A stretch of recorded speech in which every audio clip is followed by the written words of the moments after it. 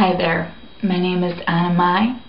I am an oracle living in the South Florida region of the United States of America on planet Earth, and this is my first video for YouTube, a community that I am so excited to join, that I have been a part of for years, that I have many friends on, and that has changed my life. So I think I'm going to start my first video with a joke. Why don't Buddhists vacuum in the corner? Because they have no attachments. Let me say that again. Because they have no attachments.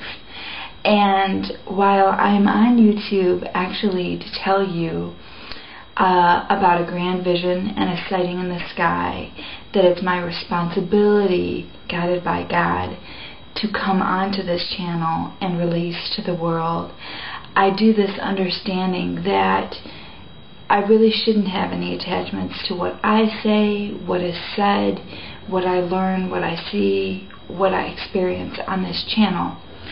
Because I am a believer that we are the infinite power source of this world. And while the vision that I'm going to tell you about is actually a piece of prophecy, I believe, is very overwhelming and daunting and evil in its origin, what I'm here to tell you about how we can change that. Hopefully it can change the way some of us are thinking about our daily life in general. There's a lot of running to and fro, worrying about gold and money and the economy and this and that. And while I pay attention to all of that, and I find it valuable, we are forgetting that we're souls. And that is so long as we are attached to the great unity that's in our soul, we are going to make it through this as we have made it through eons and eons of time. So all that's required here is some new and novel thought, some loosening of attachments that we have, and all of us probably sharing our story so that we have some idea of how we can change this, because we can. We can change it all. But I'm going to begin, sorry, I'm looking at my timer because I can be long-winded, and I know that I have to make these videos a certain amount of time to fit. So I'm just going to begin by telling you a story that'll give you some indication of who I am and why I'm here, not on YouTube, but on this earth, here at all right now. Approximately 11 years ago, I had a very massive injury. What had taken place is that I had been in a small car accident, and it caused so much pain in my neck. It was literally to the point where I couldn't live daily life anymore. I went to see a chiropractor, a man that had taken care of my father for 18 years, so it wasn't somebody that I didn't know or know of. And I went to go and see him to help with the pain. And on my second routine chiropractic adjustment, he tore the artery connected to my brainstem. Some of you, upon hearing that, you may know exactly what that means. But for those of you who don't, I will let you know that the blood flow in your brainstem that goes to your brain and the rest of your body is what keeps you alive at all.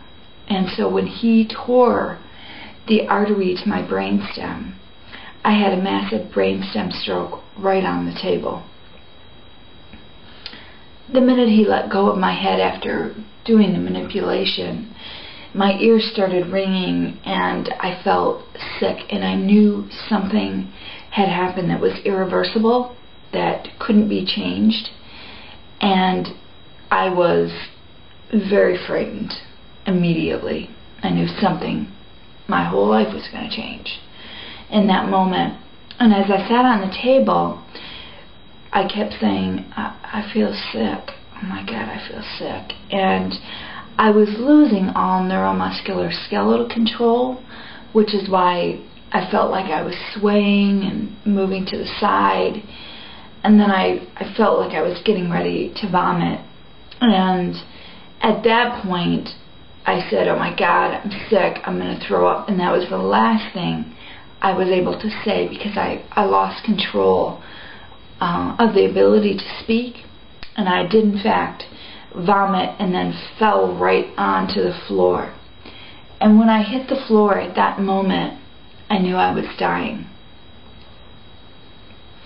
And the thought was just so quick and clear and precise. I'm dying. My God, I'm 25 years old and I'm dying. This is it. This is all there is to life. And there was no fear at all. It was so sublime. It was like getting an electric bill in the mail, and you know what's the electric bill? Of course it's the electric bill. I'm dying. There was just no hesitation. There was no inability to accept that. There was no desire to fight it. It was clear. It was all-knowing.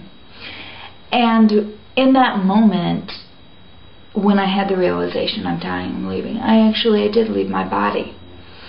And it was a near-death experience like many of you have heard of before.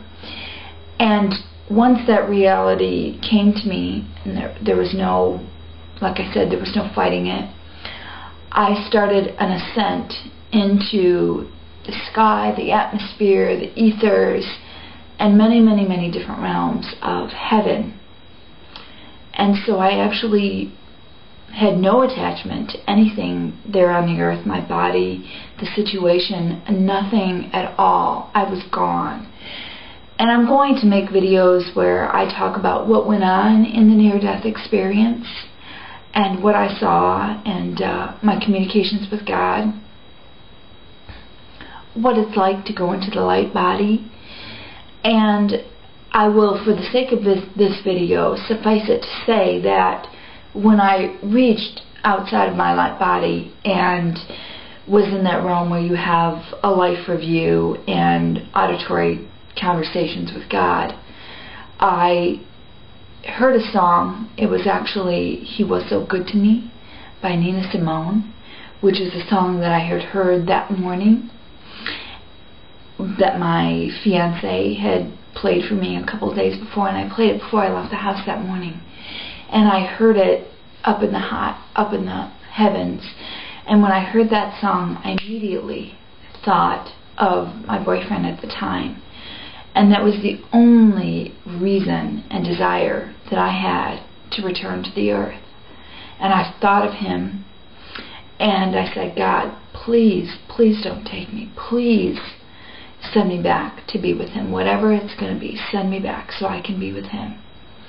And it was in that moment that my deceased grandfather showed up as a spirit, as an apparition, and he guided me back down into my body. And that's a long process. I'll explain it. But that was my desire to return to the earth. I returned solely for love and to be with the individual who's now my husband. And he is a beautiful angel on earth with all of his flaws and all of mine. It's worked out very well. The next video I'm going to make is to explain to you, once I re-entered my body on that chiropractic floor, I entered into a condition called locked-in syndrome. It's the condition that's spoken of in the movie The Diving Bell and The Butterfly, written by Jean-Dominique Bouvet. And there's a movie of the same name, produced and directed by Julian Schnabel. And I had that condition, which I'll talk about. And my reason for being on YouTube is to validate who I am to you before I reveal this piece of prophecy and this sighting of something of great magnitude that will most likely happen in the United States of America and change all of our future. Thank you.